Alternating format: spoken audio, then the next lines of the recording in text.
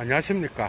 지금부터 예도는 스피노자의 네 번째 강좌 시작합니다. 오늘의 주제는 스피노자의 방법, 철학의 방법을 이야기하려고 하고, 거기에서 나타나는 아주 좋은 책이 바로 예도의 선생님이 서광사에서 번역한 지성 개선론이라고 하는, 그죠? 지성 정화론, 별 이름으로 다 붙여도 되는데, 어쨌든 원문은 트락타투스 테 인텔렉투스 에멘다치오네라고 하는 라틴어 제목인데, 어떻게 하면 지성의 어떤 그러한 올바른 사용을 통하여 인간이 행복에 도달할 수 있는지, 마치 행복을 이야기하는 행복론 같아요. 그러나 사실 이것은 에티카를 읽기 이전에 반드시 통과해야 되는 어떤 그 스피노자의 철학적 방법론에 대한 안내서 정도로 여러분들이 이해하면 될 것 같고, 이 지성 개선론에서 나타나는 다양한, 그죠? 관념에 대한 올바른 어떤 사용이라든지, 또 그 다음에 인간이 어떻게 하면 행복해질 수 있고, 또 악과 선이라고 하는 이런 개념들, 그리고 다양한 이 세계 안에서 나타나는 다양한 현상들, 그 다음에 지각에 대한 네 가지의 지각의 특징들, 이러한 것들, 이런 것들이 나타나고 있죠. 그런데 어쨌든 스피노자는 이 지성 개선론을 통하여 에티카 이 책이 1661년도부터 쓰이기 시작했으니까요. 사실은 전체와 개별에 대한 부분에서 막혀서 이게 완성을 못하게 되는데, 그게 스피노자의 어떤 사유가 갑자기 막혀서 그런지, 아니면 다양한 역사적 그의 실존의 문제 때문에 그랬는지 몰라도, 어쨌든 이 책은 아주 두껍지 않게, 그죠? 100페이지 정도 선에서 가볍게 끝나게 되는데, 완성된 작품이 아니죠, 그죠?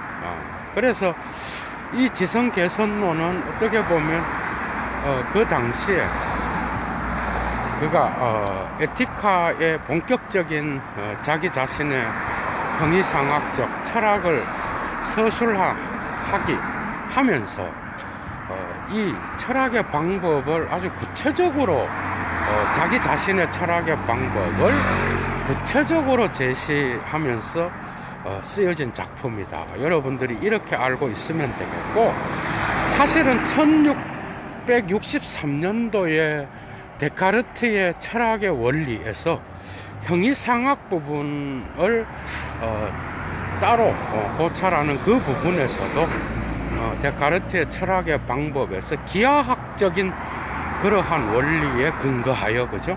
공리와 그 다음에 정의, 데피니치오, 여러분들이 데피니션으로 알고 있는 그 개념, 그 다음 명제, 이런 것들, 그러니까 유클리드 기하학에 근거하여 그 시대에 자기 선배 철학자였던 데카르트의 철학의 원리를 정리하게 되면서 자명한 전제로부터 출발하여서 명석판명한 그러한 이 위대한 개념이에요. 명석판명한 추론을 통하여 보편적 타당성에 도달한다라고 하는 그러한 정리와 명제, 그 다음에 정의, 이런 것들이 이제 철학의 방법으로 나타나게 되는데, 에티카의 제목이 에티카인 오르드네, 게오메트리카 이래 나가거든요. 그러니까 기하학적 데몬스트라타, 기하학적 증명의 순서에 따른 에티카예요. 그러니까 그의 가장 중요한 책인 에티카가 이러한 철학의 방법에 근거하여 서술되고 있다라는 것. 그거는 사실은 이미 1663년도에 저술하고 저술했던 데카르트의 철학의 원리라고 하는 그 작품과 그 다음에 지성개선론에서 마침내 나타나는데, 여러분들이 이 작품을 그냥 행복론 정도로 생각해서 철학소에 대한 지식이 없는 사람은 인간이 어떻게 하면 행복해질 수 있는지를 썼구나 이러면서 이제 끝나기가 쉬운데, 사실 스피노자는 그런 관심은 두 번째였고, 그죠? 자신의 철학의 방법이 어떻게 보면은 관념에 대한 개념, 그죠? 매우 중요합니다, 여러분. 특히 여러분들이 스피노자 철학을 이해하기 위해서는 관념을 알아야 돼요. 관념. 라틴어로 이데아인데, 그죠? 이데아인데 가끔은 노치오라는 개념이랑 번갈아 가면서 쓰기는 하는데, 이데아, 이 관념이라고 하는 라틴어 개념이 절대적으로 중요합니다, 여러분. 그러니까 스피노자한테 있어서 아주 중요한 것은 관념과 실제, 이데아와 레알리타스가 일치한다고 본 거예요. 관념과 실제는 일치하는 거예요. 그런데 오히려 이 관념에 엄청난 어떤 중요성을 부여합니다. 이것은 예도가 이미 스피노자의 배경이라는 제목으로 강좌를 열었듯이 스콜라 철학을 거쳐서 아리스토텔레스로 올라가는데, 사실은 이것은 스콜라 철학에서 신존재증명에서 나타나는 현상이죠. 그죠? 신에 대한 관념으로부터, 그러니까 특정한 명제의 정의로부터 출발하여서 명석 판명한 추론을 통하여 보편타당한 결론에 도달하는 보편적 연역법을, 그죠? 에 신뢰하여 그가 철학을 한다는 것은 바로 관념의 개념에 근거하고 있다고 보면 돼. 그러니까 여러분들이 데카르트의, 그죠? 스피노자의 이 철학을 완벽하게 알기 위하여 아주 중요한 전제는 그의 관념의 개념이 어떻게 사용되는지, 그것을 제대로 알아야 된다라는 관념의 개념, 이데아, 여러분. 그렇다 그러면 여러분들이 알다시피 신의 관념으로부터 신의 실존을 추론하잖아요, 여러분. 이해가 되죠? 그러니까 관념은 그 관념을 올바로 인식하는 그러한 길이 도출되기만 한다면, 관념은 사물의 본질을 인지할 수 있는 가장 중요한 수단이에요. 그러니까 그가 지성개선론에서 관념에는 헛된 관념이 있고 거짓된 관념이 있고 그 다음에 참다운 관념이 있는데, 이런 것들은 어떻게 보면은 그 사물의 본성을 자연의 법칙에 따라서 제대로 관조하고 직관하는 그러한 방법을 제대로 실행하지 못했기 때문에 나타나는 그런 현상이라는 거. 그래서 여러분들이 또 알아야 되는 개념이 뭔가 하면은 상상이라는 개념. 상상. 이것은 예도가 이미 강좌를 열었던 거죠. 그 신학 정치론에서도 아주 중요한데, 상상은 지성과 반대되는 개념.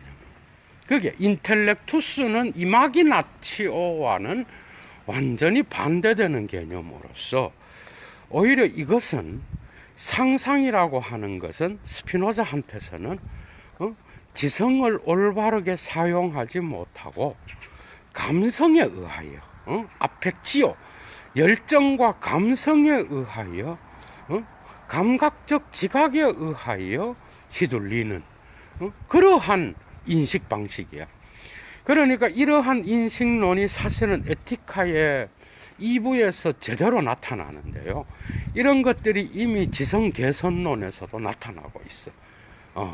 그러니까 중요한 건 뭔가 하면은 상상에 의하여 자기 스스로 자기 자신의 어떤 그 이성의 판단이 아닌 지각이라든지 자기 감각에 의하여 그리고 환경에 의하여 주어진 그러한 상상적 어떤 그러한 생각을 통하여 관념을 산출하게 되는데, 이런 것들은 전부 다가 올바른 지성의 사물의 본성을 제대로 파악하지 못하는 헛된 관념을 만들어내게 되는 수단이라고 본 거예요.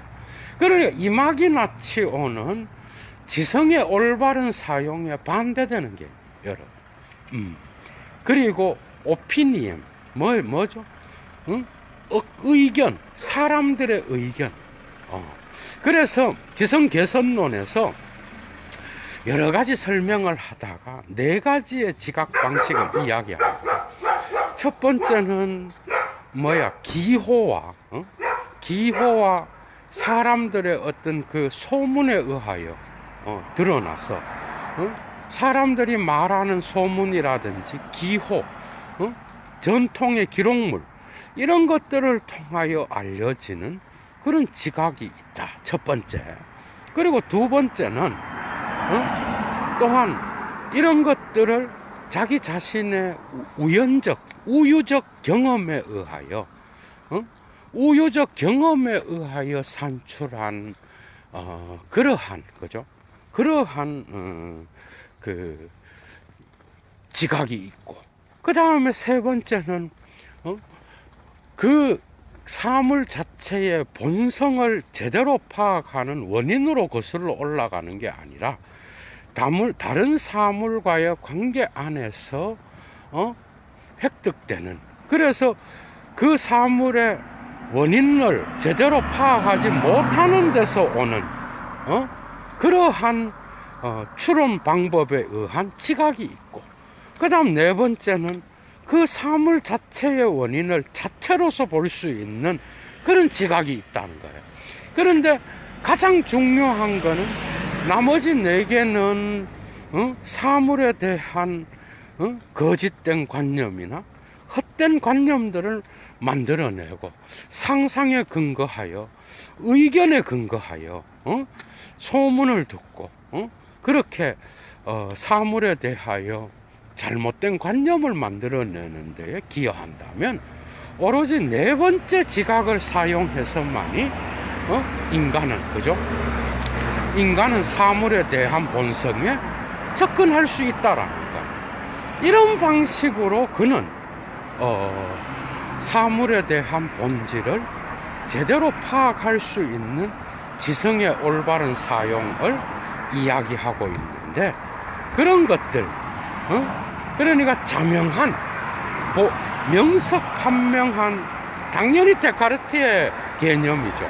명석판명한 추론, 자명한 전제로부터 출발하여 명석판명한 것이 되기 위한 그 정의, 데피니치오는 어떤 조건에서 충족되는지, 이런 것들을 이제 자기 자신의 철학의 방법으로서 제시하는 것이 바로 지성 개선론이라고 할 수 있어요. 그러니까 우리의 지성은 가만히 놔두면은 사물에 대한 본성을 자체로서 파악할 수 있는 그런 방법에 도달할 수 없는 거야. 그래서 그는 지성 개선론을 통하여 에티카를 읽기 이전에 우리가 반드시 이러한 방법론을 제대로 파악하여서 에티카를 읽는 데에 아주 중요한 전제로서 이 작품을 반드시 여러분들이 접해야 된다라는 거, 예도가 반드시 말씀을 드리고요. 거기에서 이제 시작합니다, 여러분. 그러니까 스피노자는 어떤 이제 사명을 가졌는가 하면은 지성 개선론에서 밝힙니다. 초반부에서 자기는 일상에서 일어나는 일들을 보고 두려움의 원인과 그 결과들을 다 지켜봤을 때에 두려움과 공포로부터 나오는 그 모든 원인들을 살펴보니까 거기에서는 어떤 행복과 그리고 거기에는 어떤 인간을 행복으로 이끌 수 있는 그러한 좋음과 나쁨이 존재하지 않는다는 걸 발견한 거예요. 그러니까 그런 일상에서 일어나는 경험으로부터 그죠? 그는 단지 허망하고 헛된 그런 것들을 발견했지 제대로 된 어떤 그러한 선으로 인도하는 길을 보지 못했다라는 거예요. 그러니까 일상의 경험에서 나타나는 그런 것들에서는 그는 단지 선도 없고 악도 없으며 거기에는 단순히 헛된 것들 그리고 일상에서 벌어지는 그러한 공포로부터는 올바른 선도 발견할 수 없었기 때문에 이런 것들을 넘어서서 진짜 진정한 선이 무엇인지 보누스가 무엇인지 자기는 한번 연구해 보기로 했다 이렇게 이야기해. 그래서 일상적인 것 이미 여기에서 경험론자가 아니라 합리론자라는 걸 여러분들이 읽어내야 돼요. 그렇지 않나요? 그러면서 올바른 선이 무엇인지를 이야기하면서요 거기에서 스피노자가 이야기하는 게 바로 부와 명예, 탐욕과 쿠피디다스 탐욕으로부터 오는 부, 그 다음에 명예, 그 다음에 감각적 쾌락 이런 것들을 일반인들은 선으로 생각한다라. 이런 것들을 선으로 생각하는데 사실은 이것은 인생의 목적이 아니라 수단으로 봐야 되는 건데 여기에 대하여 사람들이 이것을 선으로 추구하다가 어느 지점에서 슬픔을 맞이하게 된다는 거 이해가 되죠. 그러니까 슬픔이라고 하는 거 그 다음에 기쁨이라고 하는 거는 어떻게 오는가 하면은 기쁨은 이러한 일시적인 그리고 인간의 감각적 어떤 대상 아모르 사랑의 대상 여기에서 사랑을 또 설명해. 인간이 자기 자신의 사랑의 대상을 잃어버렸을 때 슬픔을 당한다 그러거든요. 그런데 이런 것들은 다 영원하지 못한 거예요.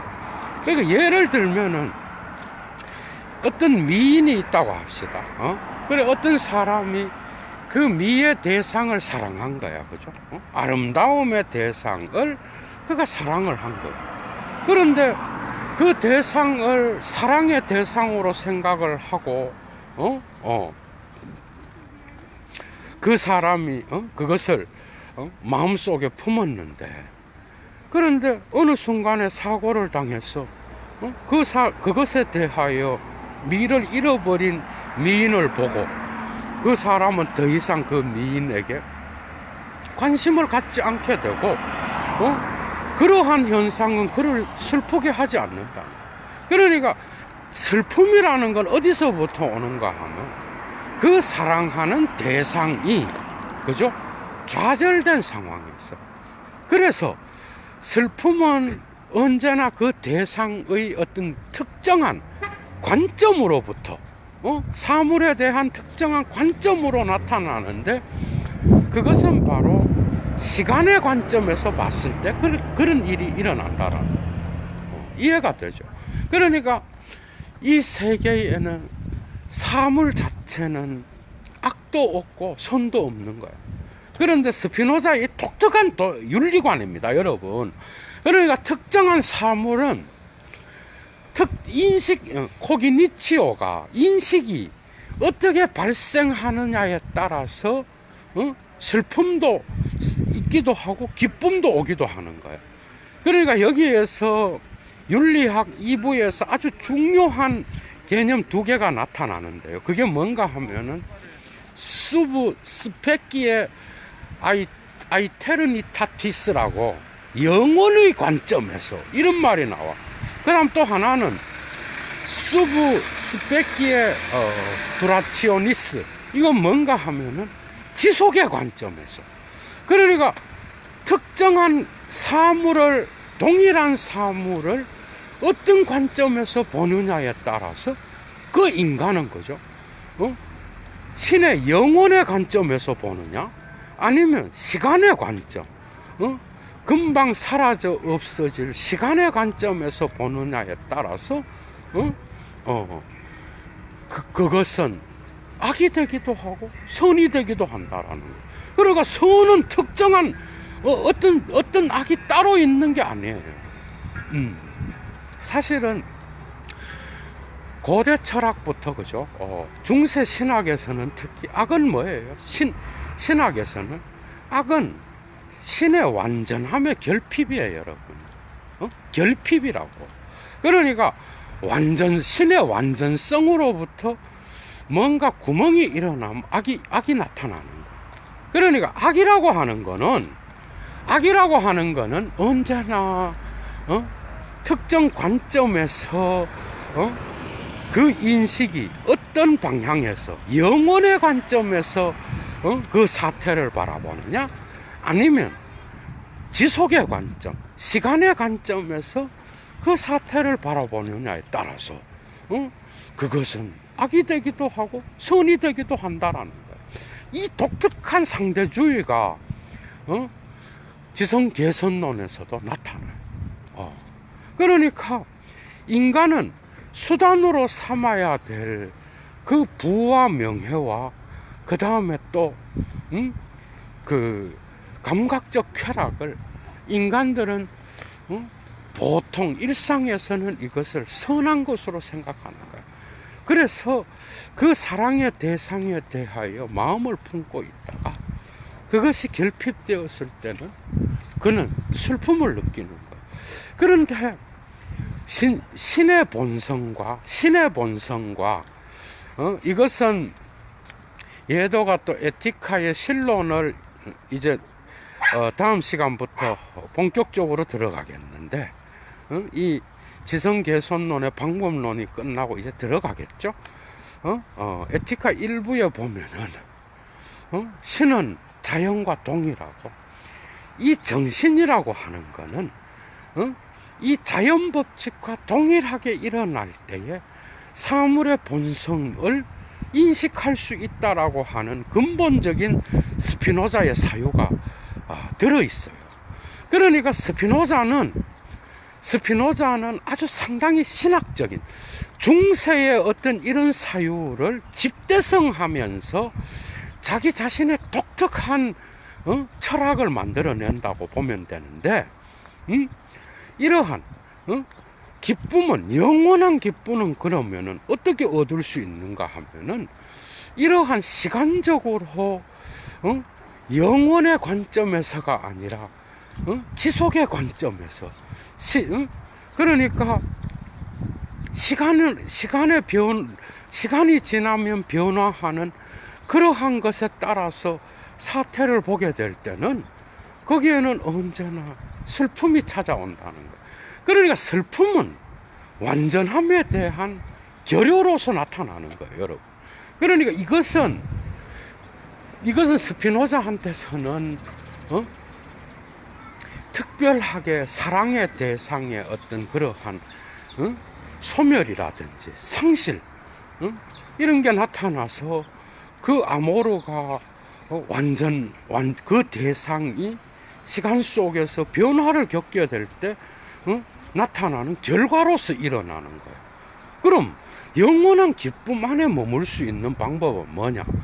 이런 것들을 추구하기보다는 그 자신의 지성을 자연 법칙, 그러니까 신과 자연은 동일하잖아요. 그러니까 자연의 보편적인 그러한 법칙에 자기 자신의 지성을 맞출 때라야만이 영원한 것에 참여하게 되고, 이 영원한 실체에 참여함으로써 그는 인간은 영원한 기쁨, 사라지지 않는 완전한 기쁨에 도달할 수 있다라고 본 거예요.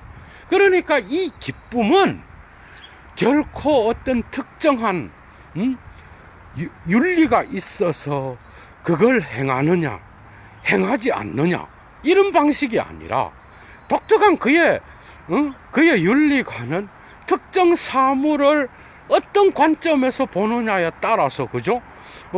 그것이 선이 되기도 하고 악이 되기도 하고 그런 것인데, 그것은 바로 자기 자신의 어떤 인식을 신의 무한한 정신과 그 다음에 그 안에서 나타나는 인간의 인식, 그죠? 지성, 인텔렉투스, 신의 정신과 일치될 수 있는 그러한 인간의 지성, 그것을, 그 방향을 오로지 영혼의 관점에 맞추었을 때, 무한한 신의 완전성에 참여하게 될 때에, 그때에 인간은 자기 자신의 본성과, 그죠? 그 다음에 자기 자신의 어떤 그러한 올바른 그러한 시간성에 참여하는 그런 방식으로 행복은 나타난다라. 그러면 슬픔과 기쁨의 이러한 분리도 똑똑한 거지만은, 이러한 윤리관은 어떻게 보면은 특정한, 칸트와는 완전히 다르죠, 그죠? 완전히 다르게 나타나고, 그 다음에 특정 사태를 올바르게 바라보는 측면과 스펙기에와 그 측면이 어디에로 가 있느냐에 따라서 그 사물의 본성을 제대로 인식하느냐 못하느냐가 결정되는 거예요. 그러니까 부와 명예와 이러한 감각적 쾌락은 적절하게 사용될 때라야만 인간의 행복에 도달할 수 있는 수단이 된다 그래요. 그러니까 이 세 개는 거부돼야 될 게 아니라 적절하게 사용해야 된다라는 거예요. 적절하게. 그러면서 부와 명예와 이러한 감각적 쾌락의 어떤 특징을, 그죠? 독특하게 이제 묘사하게 되면서 이제 관념에 대한 이야기를 계속하기 시작. 관념. 얘도 아까도 말했듯이 그 관념이 왜 중요한가 하면은, 관념은 이게 이제 서구 형이상학의 독특한 특징이에요. 그러니까 왜 관념이 중요한가 하면, 관념은 사물에 대한 본성을 그대로 파악할 수 있는 그러한 정신과 관계되어 있는 거야. 그런데 이 정신은 그 본질을 직관할 수 있는 그러한 그 인식적 관점에서 볼 때 본질을 직관할 수 있는 통로가 바로 지성과 정신의 사용이야. 그 방식은 바로 직관이에요, 여러분. 그러니까 인투이치오라고, 스키엔티아 인투이티바라 그래요. 그러니까 직관은 뭔가 하면은 어떤 것에 대하여 특정한 사태를 자연법칙의 총체적인 어떤 영혼의 관점 아래에서 신의 관점이에요, 이게. 영혼의 관점에서 그것을 자체로 파악할 수 있는, 특정 사물을 그 본질에 맞추어서 파악할 수 있는 방법이 바로 직관인데, 이것은 데카르트한테서도 온 거야. 사실은 이게 현대 철학에서 이 직관이 가장 중요한 게 누구야? 후설이에요, 여러분. 그 본질 직관 이야기 하잖아. 그런데 여기 이것은 서구 형이상학 자체가 그래. 플라톤으로부터 그래. 누스, 사물의 이데아의 형상을 볼 수 있는 그러한 그 본질을 인식할 수 있는 그 인식을 바로 누스라 그러잖아요. 이건 신적 인식과 연결되는 거야.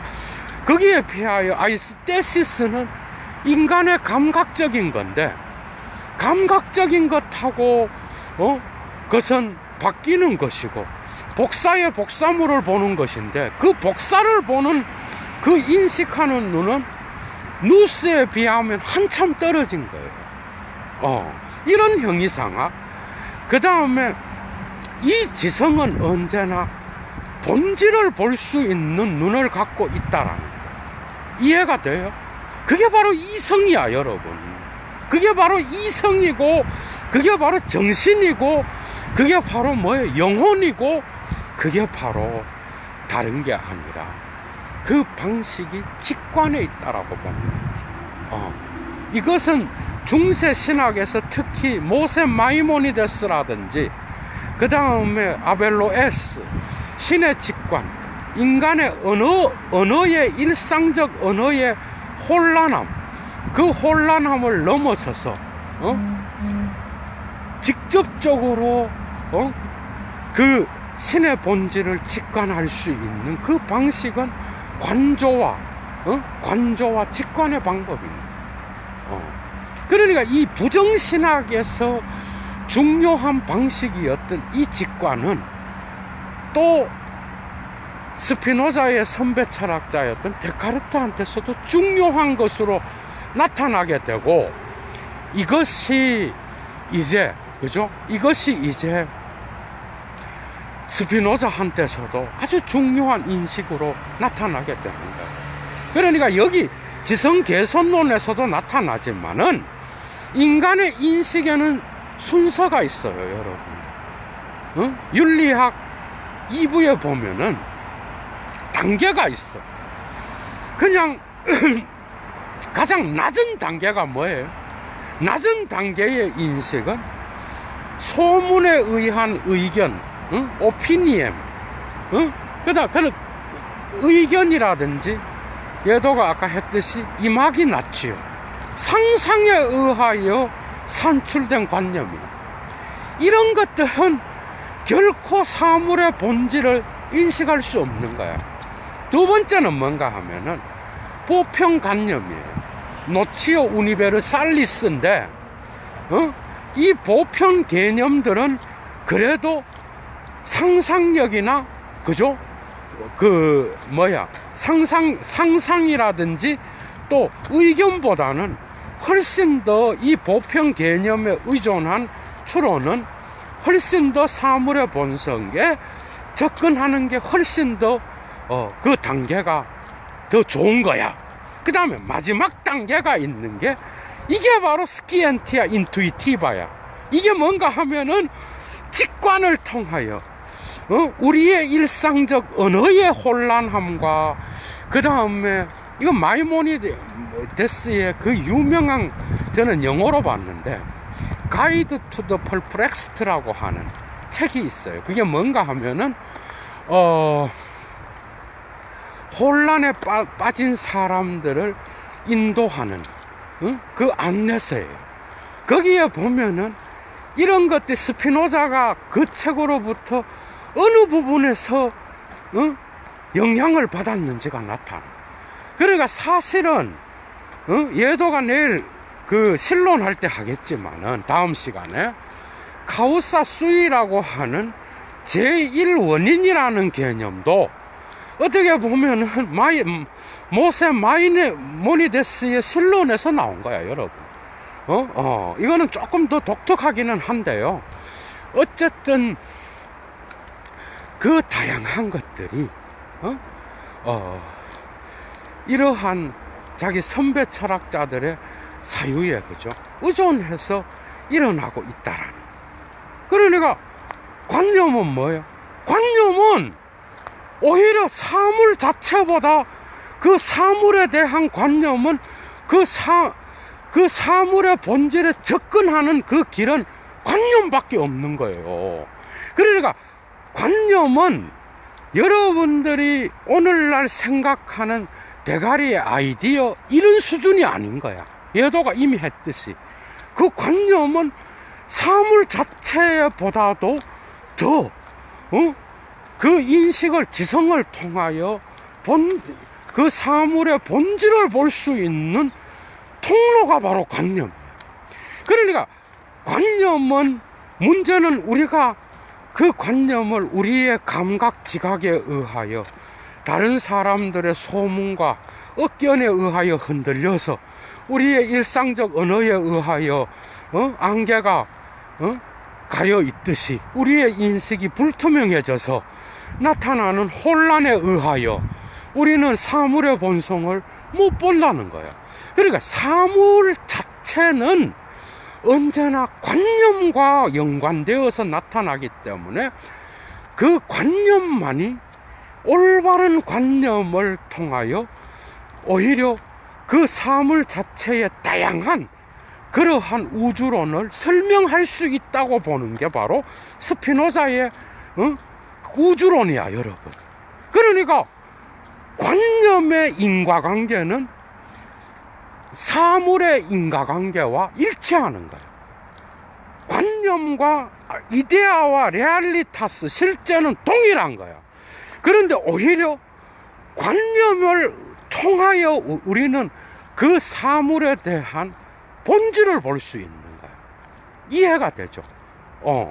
그러니까 신도, 여러분들이 알아야 되는 게, 신의 본성을 볼 수 있는 거는 스피노자한테는 자연의 본성을 보는 것과 같은 거고, 그 자연의 본성은 바로 신의 본질을 보듯이 그런 방식으로 올바르고 정확한 관념, 그러니까 헛되고 거짓된 관념이 아닌 올바르고 정확한, 적확한이라 그러기도 해요. 적확한.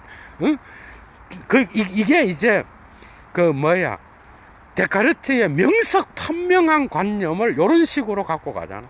그래서 후설의 인식론 안에서도 뭐 필증적 명증성하고 막 이러잖아, 그죠? 그런 것처럼 인식에 있어서도 단계가 있는 거예요, 여러분. 그러니까 그 올바르고 명석판명하고 그 다음에 사물을 그대로 적재적소에 정확하게 표현해낼 수 있는 유클리드 기하학의 정리나 공리와 같은 그러한 명제로부터 출발하여서 어떤 경험에 의한 도움 없이도 보편타당한 결론에 도달할 수 있는 것은 바로 이 관념들의 집합, 이해가 되죠. 그러니까 데카르트의 철학의 원리에서 1663년도에 썼던 스피노자의 책도 주제가 그거야. 데카르트의 물리학은 그러니까 다양한 공리들과 다양한 명제들과 그리고 그런 것들을 정리했던 정의들의 집합체들로서 그런 것들을 통하여 보편타당한 결론에 도달할 수 있는 길은 바로 경험의 도움 없이도 객관적인 어떤 그러한 형식적 본질을 추론해낼 수 있다라고 하는 그러한 연역법에 근거하고 있다라는 거. 이게 이제 중요한 건데, 이게 바로 그의 관념 개념과 연결되어 있어요.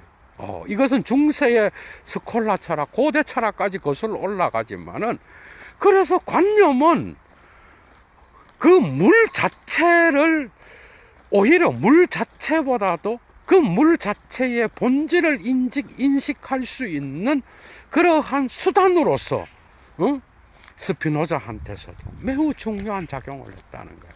그러니까 여러분들이 이 스피노자의 관념을 개념 정도로 알아갖고는 안 돼요. 그러니까 모든 사물은 관념을 통하여 자기의 본질을 드러낸다라고 봤을 때는 오히려 사물과 관념이 일치한다고 하더라도 다른 길이 없고 그 관념을 제대로 파악하는 길만이 사물의 본성에 도달할 수 있다고 본 거야. 그러니까 어떻게 보면 이 관념이 훨씬 더 사물 자체보다 더 중요한 개념이라고. 그 여러분들이 착각하는 게 유명론이 오히려 오늘날의 실제론과 가깝잖아요. 그리고 중세 보편 논쟁에서 실제론이 오히려 관념론과 같아요, 여러분. 맞죠? 신이라고 하는 이 보편 개념, 인간이라고 하는 이 보편 개념은 이름밖에 없다. 이게 유물로, 이게 뭐야? 이게 유명론이죠. 유명론은 오히려 실제화가 개별 실제를 인정하는 거니까. 그러니까 이게 중세의 이런 개념들이 여러분들이 헷갈리게 착각하게 되면 큰일 난다고. 그러면 스피노자는 어디에 들어가요? 스피노자는 당연히 실제론자여서 중세로 볼 때는. 그러니까 그가 이러한 보편 관념, 그 다음에 물론 올바른 관념과 거짓된 관념이 있지만은 그거를 인지하는 거는 직관이고, 그죠? 그런 것들을 어쨌든 올바르게 사물의 본성에 다가갈 수 있는 거는 관념들의 인과법칙을 제대로 파악하는 거예요. 그러니까 사물들의 인과관계는 뭐죠? 사물들의 인과관계는 곧 관념들의 인과관계와 같은 것이고, 그 관념들의 인과관계를 제대로 파악하게 되면은 이 사물들의 인과관계를 총체적으로 파악할 수 있다고 본 거야. 이해가 되죠, 이제? 이러한 사고가 스피노자의 철학 속에 들어있었다라는 거예요, 여러분. 그러니까 중세 철학의 영향을 받았으니까 여러분들이 데카르트 철학을 이해할 때에도 이 관념이 그래서 중요한 거예요, 여러분. 그런데 이 인과관계가 이제는 스피노자한테는 다르게 나타나요. 스피노자의 인과관계는요, 모든 것은 결과로서 나타나는 거는 양태예요, 양태. 그러니까 이거는 신의 본질의 어떤 모양으로서 나타난 거예요. 그러니까 스피노자한테서 어떤 원인과 결과가 있으면 그 결과는 언제나 실체가 아니라 양태로서 실체에 참여하는 방식으로 나타나는 거예요.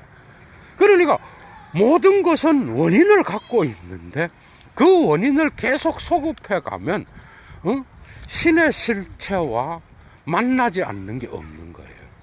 그러니까 이러한 신적 이론론적인 그러한 존재론에 근거하여 자기 자신의 그 철학을 펼치는데, 지성개선론에서도 그래서 끊임없이 이 관념, 올바른 관념에 도달할 수 있는 그러한 방법은 바로 이 지성을 다양한 유혹으로부터 끊어내고 그것을 영혼의 관점에서, 이 말은 신의 관점에서 사태를 보는 그 눈을 열어가는 길이 무엇이냐를 파악하는 게 바로 지성개선론의 목표였다라. 그래서 이러한 사물 자체의 본성을 제대로 파악하는 이러한 방식을 타인들과 나눠서 이러한 것을 공동으로 나누는 것을 그는 지성개선론에서 최고의 선으로 봤다라는 거예요. 이해가 되죠? 그러니까 선은 뭐냐? 선은 뭔가 하면은 명예를 추구하는 것도 아니고, 스피노자한테서 그렇다 그래서 부를 추구하는 것도 아니고, 감각적 쾌락에 의존하는 것도 아니고, 소문을 듣고 어떤 사물의 본성을 추론하는 것도 아니고, 어떤 기록물에 의하여 사물의 본성을 추론하는 것도 아니야. 그 다음에 다른 사물과의 관계에서 그 원인을 도출해서도 안 되고, 그 사물 자체의 원인을 찾아서 직관을 통하여, 그죠? 그 사태를 올바른 관점에서 바라보는 그 관점, 수부, 스페키아를 획득하는 그 길만이 오로지 진정한 선에 도달하는 것이요, 사물의 본성을 직관하는 것이요, 또한 거기에서 더 나아가 신이라고 하는 그 실체에 그죠? 참여하는 그러한 길이라는 거. 오직 거기에만 인간은 영원한 행복, 영원한 기쁨, 사라지지 않는 기쁨에 참여하는 그런 길이라는 거. 슬픔이 특정 대상에 대한 사랑으로부터 오고 그 특정 대상이 사라졌을 때 그 결핍으로부터 슬픔이 오는 것이라고 한다면 결핍이 없이 신의 완전함, 그 완전함은 자연 전체에 속해 있으며 우리의 지성이 인텔렉투스가 이 자연 전체에 일치되었을 때 그죠? 우리는 비로소 영원히 사라지지 않는 기쁨 그리고 사물의 본성을 볼 수 있는 그런 눈이 열린다라고 하는 것. 이런 것들을 이제 이야기하고 있는 게 바로 지성 개선론입니다, 여러분.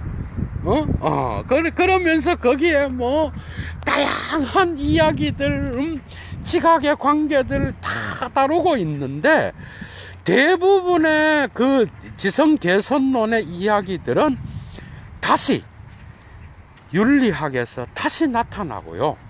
그 윤리학에서 보다 더 체계적이고 세밀하게 나타난다고 보면 돼요.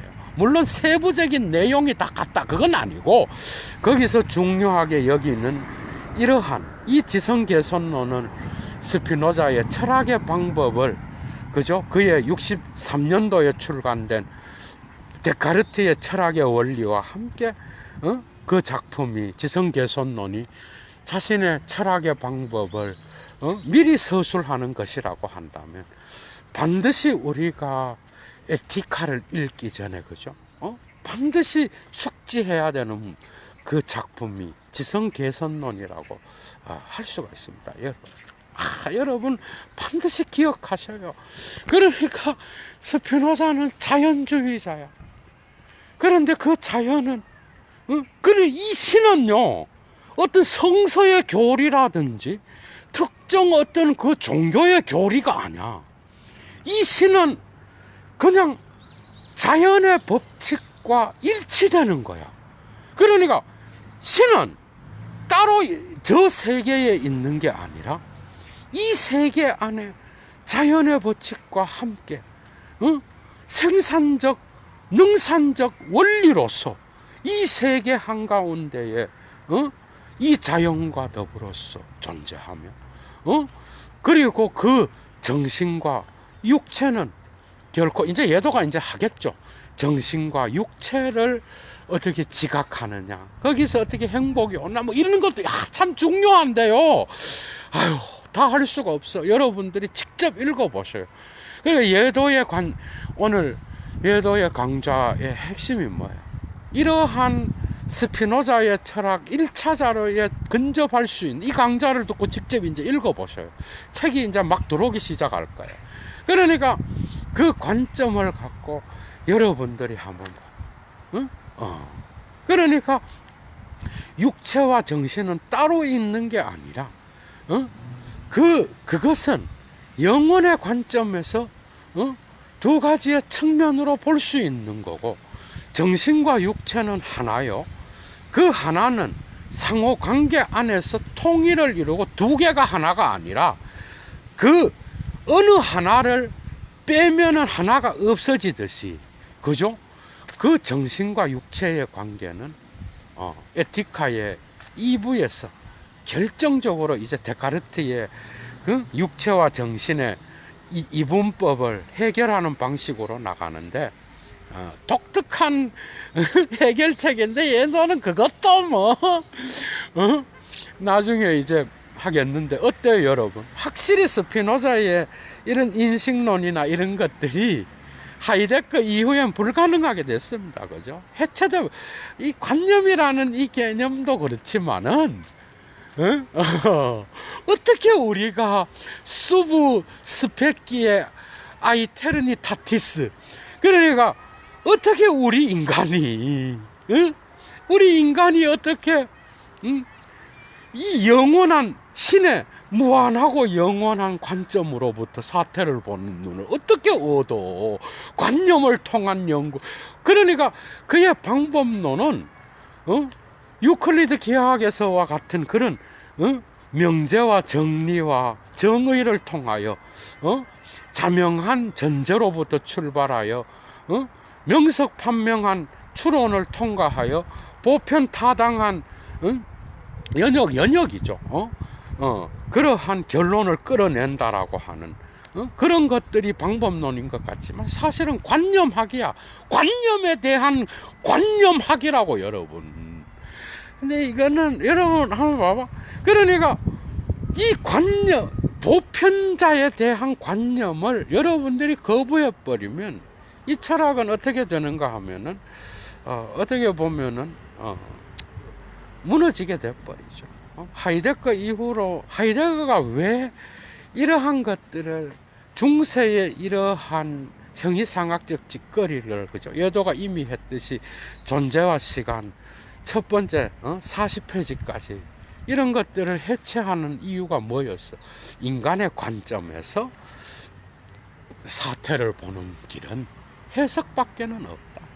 우리는 보편적인 관점, 신의 영원한 관점을 얻을 수도 없고 사물의 본성 따위 이런 건 없고 모든 것은 다가 해석이다. 이제 이렇게 나가는 거죠. 그렇게 나가서 오늘날 이건 니체 때문에 이래 된 거야. 그러니까 오늘 니체가 선악의 저편에서 스피노자를 박살을 냅니다, 여러분. 그런데 곳곳에서 나타나. 그 부분을 예도가 선악의 저편 강좌를 할 때도 좀 이야기를 하면 해놨는데 나중에 요 주제를 갖고 따로 이야기를 할게요. 그러니까 중세의 마지막 형이상학자 정도? 요 관념은 참 독특한 관념의 개념이죠, 여러분. 신의 존재론적 증명. 그리고 칸트가 마침내 이런 스피노자의 사유와 라이프니츠의 사유를 다 거부하게 되죠.